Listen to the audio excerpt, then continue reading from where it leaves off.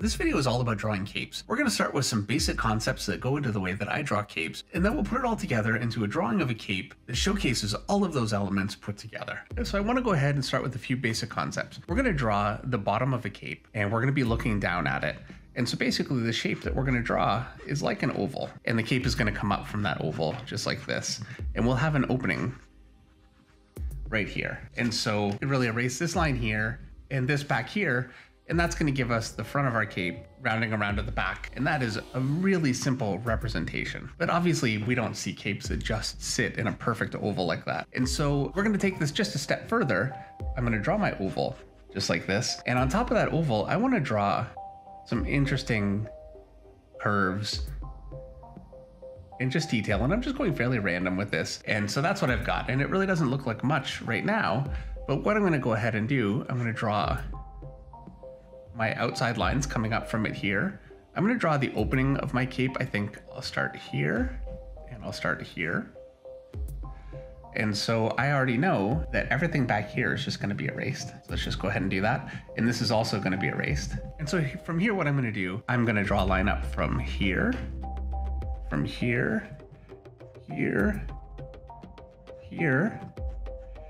here, and that's going to cover it. And so let me just erase away what we don't see. And so you can see that I'm just using those basic curve shapes to give me the contour for the bottom of my cape. And so now that's looking down at the cape. Basically, if we have a cylinder, what we're doing here is we're looking at this portion here, and obviously we're looking at this from above, and so we see the downward curve, and so that's what we have here. If we go ahead and look at this the other way, that's going to be like this. We'll see the bottom. And so I'm going to draw my same oval. So there we go. I'm going to go ahead and just create a bit of a random pattern of wavy lines and close it off. I'm going to go ahead and connect the furthest point out just like this. I want to have an opening in the front, so we'll just put it right there. For now, it's going to be fine. And I can go ahead and we'll see a lot more. Really, we'll see this entire curvy pattern here. And so now I can just start to connect these.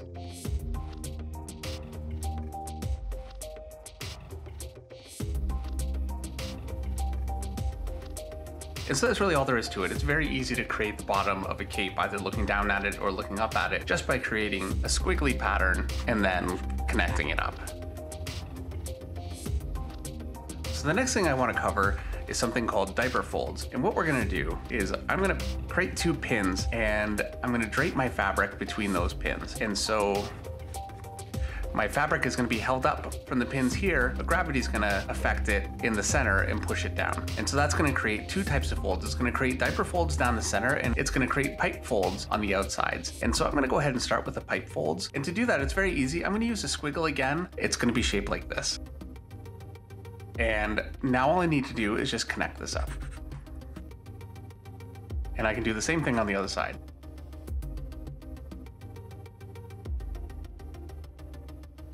That's going to be my pipe folds around the outside, and then my diaper folds are going to come through like this, and I'm creating an interlocking pattern just like this. But what's really important to know is that these folds actually, and I'm going to draw this from a bit of an angle so you can see,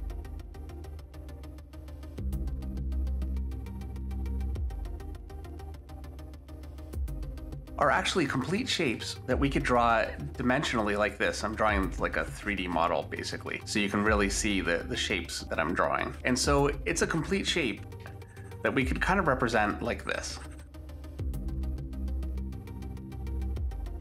And so you might wonder why I'm drawing these shapes like this instead of drawing them all the way through like this. And the reason for that comes down entirely to lighting. And so I'm going to create a light source coming into my picture at just about this kind of an angle here. And I'm going to create my pins here. My fabric is going to droop between my two pins. I'll get my diaper folds around the outside, something I can draw very quickly and easily. I'll do the other side.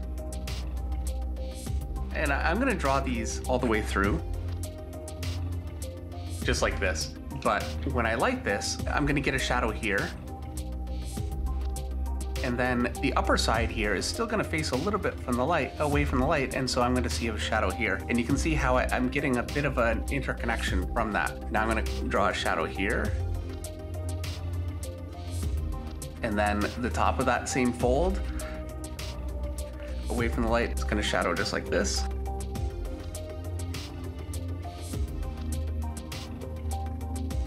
And then the same thing is gonna happen here. And this is a simplified version. It doesn't really look absolutely the best, but I really wanna just get the point across of why we're using this kind of an interlocking shape to describe diaper folds. And these kinds of folds you'll see all over the place. This could really be a sleeve of a coat. And as the folds drop down, they'll create that kind of a pattern. And so we're gonna explore these shapes more in depth and come up with something that looks a little more believable and natural, but in its most simple form. I wanted to show you why we describe this kind of form in this way. Now the next thing that I want to discuss, and I'm gonna use a pin again for this one. And so here's my pin, and I'm only gonna use one pin for this example. From my pin, my fabric is going to take on basically this kind of a shape. And so I wanna create my squiggly pattern again, fairly random, just like that. And what's important to know is that this pin is our tension point. All of my cloth is hanging down from this pin. And so all of my folds will need to go toward that connection point. So I'm just gonna complete this out again, the way that I did the other ones. And all of these folds are gonna go toward that point. Give them a bit of a curve, make them a little bit more natural looking. And that's really gonna be it right there. And so if you have a cape in somebody's hand, and let me draw, here's somebody's fist, and they're holding a cape in their hand, and so it's coming out from here, I'm gonna want to make sure that all of my folds go toward that tension point right up here. And I'm gonna end up with smaller folds. And my favorite way of describing those smaller folds is just to come out and give it just a little bit of a hook, just like this. And so I'm putting some of those little hooks in here, getting a little bit more in detail with that, but just to make it look a little bit better so I don't have these large folds. And so now if we draw a body, and I'm gonna draw somebody from behind here, so I'm gonna draw a simple shape from my back. And so let's go ahead and lighten that down so it doesn't conflict. Or when you're drawing any clothing on someone's body, you really need to draw the body first so you know exactly where to properly drape your clothing. All right, so I've got a hole at the top of my cape here, and it's sitting flat along my shoulders, and it's gonna come out like this. And really, I'm basically gonna be flat all along here. And my folds are gonna start about at this point because this is where my cape's gonna leave the body and start to fall flat. And so I'm gonna go ahead, I'm gonna draw my squiggle for the bottom of this, just like this. I'm gonna connect this up and I can start to draw this upward. Now, because my cape is wider at the bottom than it is at the top and it's connecting and through this whole area, what I wanna do is draw these lines up toward this part here. And so they're all kind of arcing inward, just about like this and connecting up. And let me just go ahead and erase what we don't need.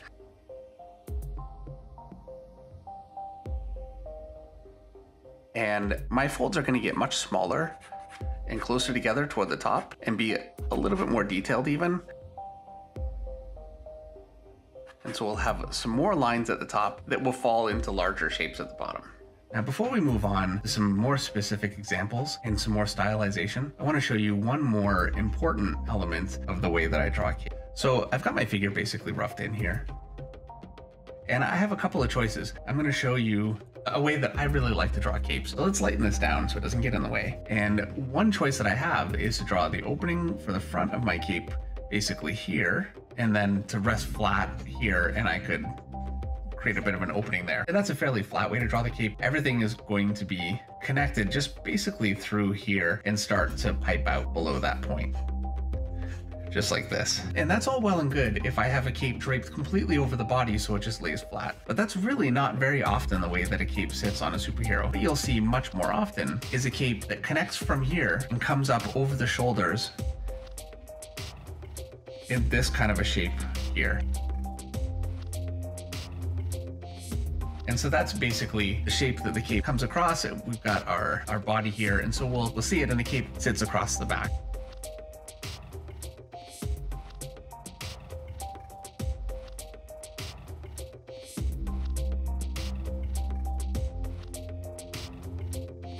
But obviously, again, this is very, very simple. And so what I want to do is I'm going to have a lot of folds coming out from here because it's bunching up.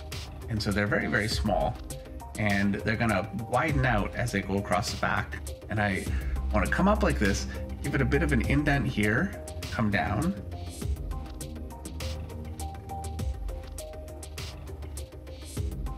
And give it this shape here. And I'm just gonna repeat this shape over and over again. And you might want to just play with this. This is gonna cross over here because it's in front.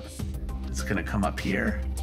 And then this part is gonna cross over this part because again, this is in front and that's gonna go across here. Another one here, we won't see as much of it. I'm gonna do another one just about here. Again, same shape. Clean this up just a bit. And you can see how just repeating the same shape, which is just this curve connecting into this shape here, this coming up here, and this coming up here. And all I'm drawing is, if this were a flat shape, it would be coming across like this. And this would be the side face here. But because it's much softer, it deforms downward in the center, and it has overlapping fold shapes. And so it takes on this kind of a form here. All right, so now that we have all the boring kind of concept stuff all worked out, I wanted to go ahead and start drawing some real capes. I've drawn a very, very loose, sketchy figure here. This is actually really based on a cover that I did of Spawn quite a while ago. And we're gonna start to draw the cape on this, and I'm gonna break down exactly how I did each section. And so to start, my cape is really going to start in the actual figure. He had a skull here and a skull here, and his cape came out over the shoulder here. And you can see that because this is my tension point, you can consider this like a pin, like we were doing earlier. All of my lines curve over the shoulder and to that point. And then with this point, I'm going to do the same thing. And my shoulder is going to curve down and around like this. And so I'm going to start to bring my lines around my shape like this. And so that's basically going to be what I'm dealing with there. And I'm going to put my cape in my hand here. And so I want to extend my lines out from it this way. They're all going to curve out like this. And we're going to draw the same kind of a shape that we were doing earlier. I'm going to put a curve here, bring it under, create a curve basically like that. And I can connect up. And we'll make this much tighter and cleaner in just a second, but I just want to get these basic shapes established. Now I'm coming across over my shoulder here, and then it's coming down over the back and coming out this way. And I wanted to create essentially this would be like a diaper fold here where it's dropping and then catching the wind up here. And so I'm just gonna flap it over just like this. And then the back of my cape, as it flies away, I'm gonna give it this kind of a curvy shape. And we're going to be looking at these so they'll be curving away from us. So I'll essentially get that kind of a form here. And again, we'll make this a lot more interesting in just a minute. I have the cape draping over my background here. And so I'm going to end up with diaper folds in here as that drapes over. And I also have my cape wrapping down here and catching in here. And so I'm going to end up with some diaper folds in here as it wraps around. So I'm going to go ahead and draw just a simple circle shape instead of drawing a skull, because it's really not what we're concentrating on here. And I'm going to start to draw these shapes coming up around. I want this shape to be very crisp, and so I'm going to go with some very hard lines. I'm not going to go with curves. As much as I can possibly get away with drawing harder lines, I'd like to do that. And now, like I showed earlier on, I'm going to draw basically this shape coming down here. Another small one in here, bigger one here, maybe one more here, starting to wrap this way.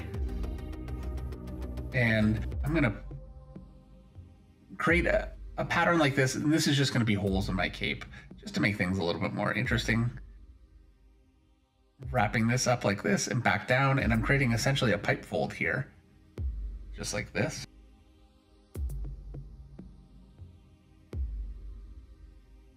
I want to give this a little bit more character than what I had. Felt like it was just a little bit boring. Let's start to draw these in. And my cape connects back down through here and gets diaper folds across the back. So I'm going to start to draw some of those in there, and then they'll come out to these bigger shapes here, extending away. And that's basically going to be it for the sketch there for that part.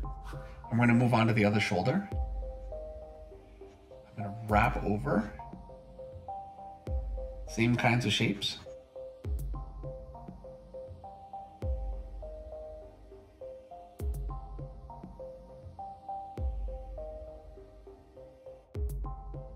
Just like that. And now from here, and this is going to be a hole in the cape again here. I want to give it a little bit more character.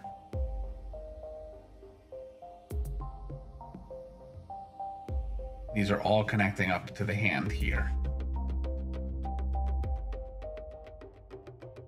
And something that I didn't point out earlier on, and I just did here, I'm going to draw basically a point that I've got folds coming out from. And I'm going to draw my shape for the bottom here. And so here's my folds attaching at the bottom, but my fabric is bunching up here. And so I can't just have that attached there. What I end up having is this kind of a shape here. And I'll do another one here. And so all it is drawing a fold extending out into a larger fold. And you don't want it to be even quite the way that I did it here. That's a little bit too uniform, but that's essentially what I'm doing. And I just did one here, and I can do another one here. And I'm just creating little folds inside where my larger folds started. And so there's the end of my cape here. And now I'm going to create some diaper folds as they crisscross into each other here.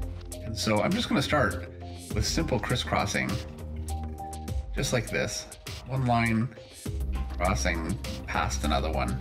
And we'll take that much further in just a second. But just to get that established, that's what we'll do there. And for this case, I'm going to go ahead and ignore the collar. So let's just get rid of that. And I think in order for this figure to make sense, I need to tighten up my figure just a little bit more. So I'm going to go ahead and just really quickly block in some shadows here. Simply, but just enough to give me something to go on.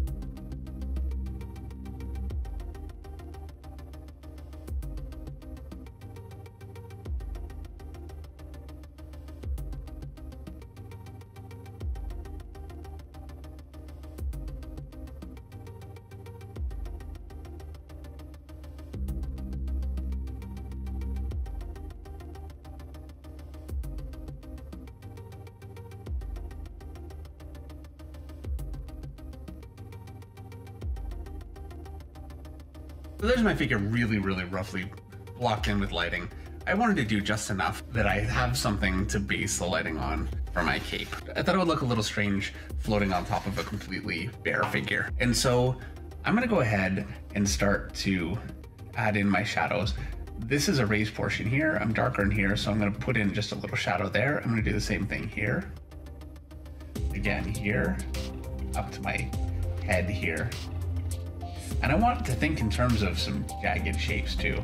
So I've got a shape here, another one here. And you can see how just creating some interesting little jagged kind of shapes makes things look much more interesting than if I just went with a simple curve. And so I'm going to be doing that a lot. And there's really not a lot of explanation I can give to that other than trying to show you these sorts of shapes so you can look out for them as I'm drawing them.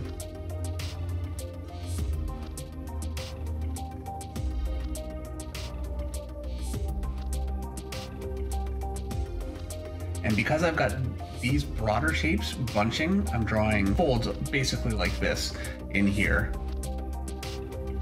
as it gets closer to where it's connecting. And now I'm going to go ahead and do the other side.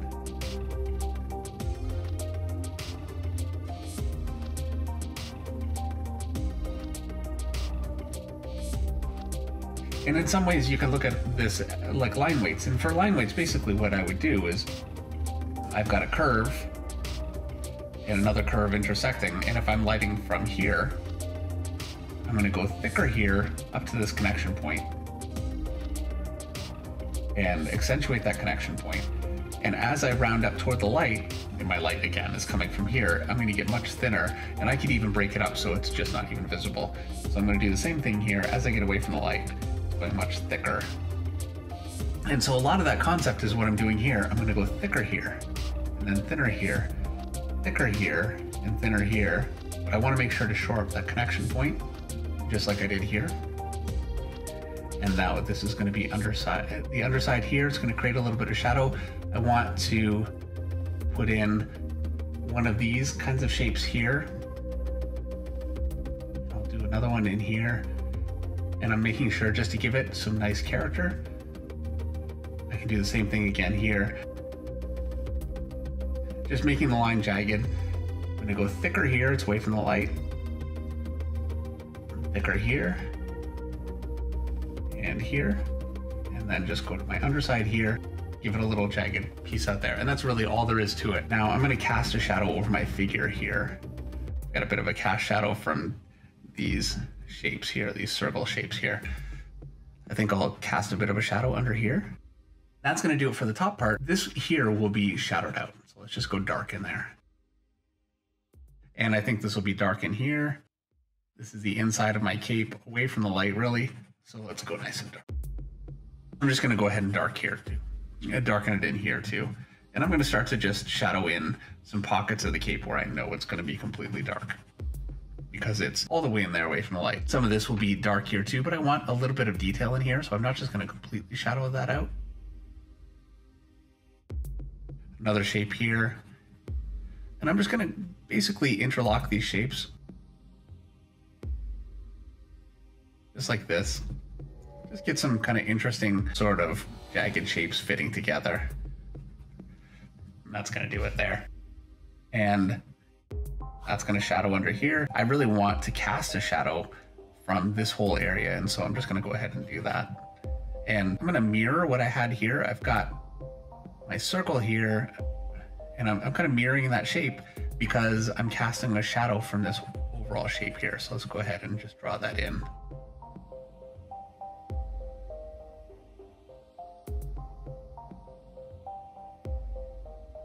And so that's going to be good enough to get across that that is draping over. And I've got another drape here. Shadow that here.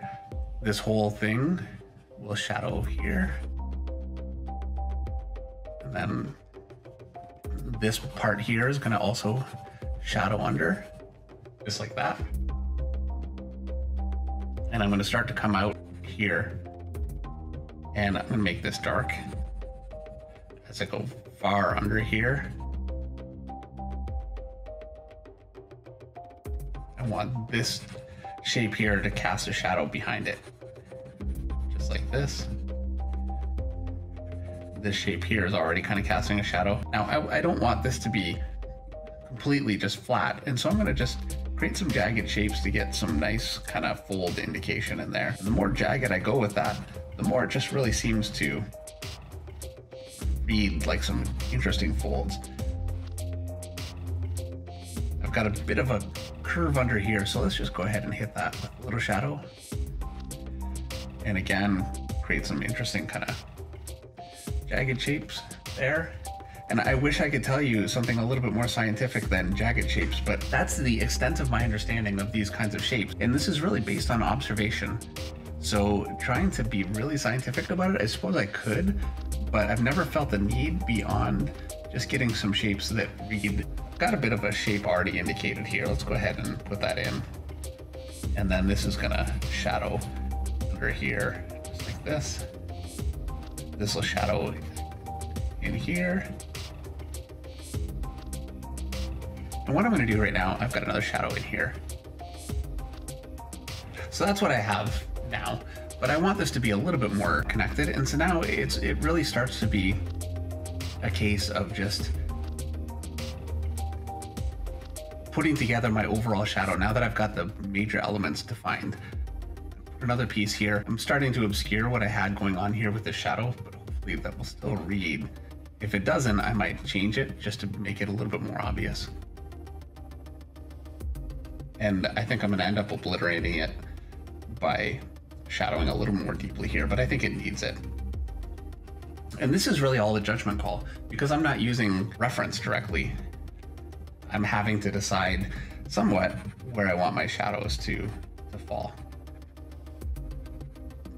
And I think that's going to be enough to give me what I want here. So from there, I had some diaper folds just in here draping over. I'm just going to go ahead and ignore that. And we've got diaper folds here, so we'll go ahead and use these. And so this piece here is casting a shadow over here. So let's draw that in there. This piece here is casting a shadow here. And the shadow gets wider as it gets. So I've got my shape here, another shape here, and another shape here. And these are my pipe folds. Because these two edges are much closer together, my shadow is going to be much closer. These two edges are much further apart, so my shadow starts to get much wider. So it ends up like that. And the same thing's going to happen here. And so with these, what I want to do is I'm just going to start creating some interesting jagged kind of folds that interconnect.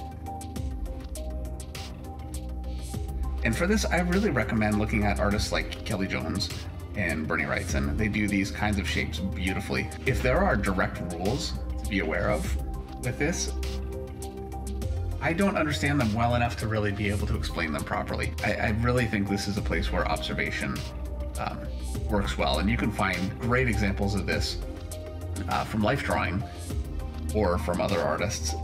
I'd always recommend looking at artists that do it really well, because they tend to break down shapes in ways that can be a little bit easier for you to understand than trying to interpret life. I recommend doing both, but definitely look at other artists and don't ignore just how much you can get from the other artist's interpretation. And so here I'm just connecting all these shapes together, going very jagged with my shapes. And that's created the kind of effect that I'm looking for there. Maybe put another one in here, just like this. And my leg should really be casting a shadow over this whole area. So let's just go ahead and do that. And so now that really leaves us with this area here. And I'm going to do the same thing I did here. I'm going to start here and get much wider with it because this is further away. And I'm just going to go ahead and cast all these shadows. A bit of a shadow under here, inside here, a little bit of a shadow here.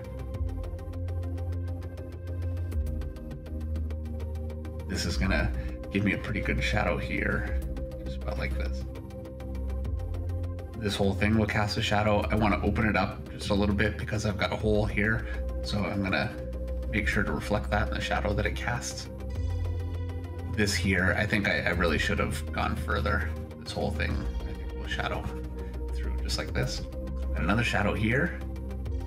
And this whole area, I think I'm going to shadow down from this piece here. And right now what I'm doing is I'm using really simple logic to get my basics down. And now from here I want to start to define some of these little shadows here as things bunch up.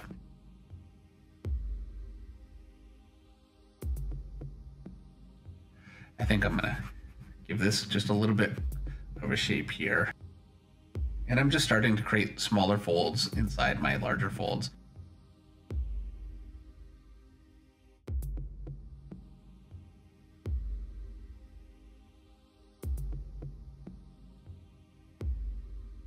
I'm going to go a little heavier here. And again, to make it a little more interesting, just going to give it a bit of a jagged shape there. Give it some line weight.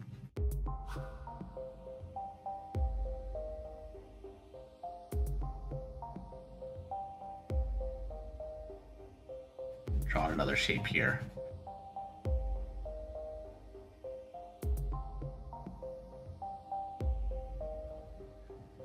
And you can see how this is not really connecting because I didn't finish the hand here. So let me just go ahead and finish that. Here's my thumb and just light it enough that it all connects through. And so there you go. It's a pretty complex cape.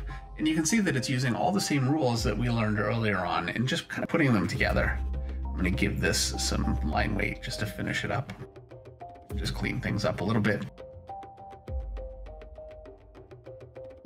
And so there's an overview of my approach for drawing capes. I really recommend that you find artists that draw capes well in the way that you'd like to draw them. Draw your own studies based on their technique. That's really how I learned how to do this.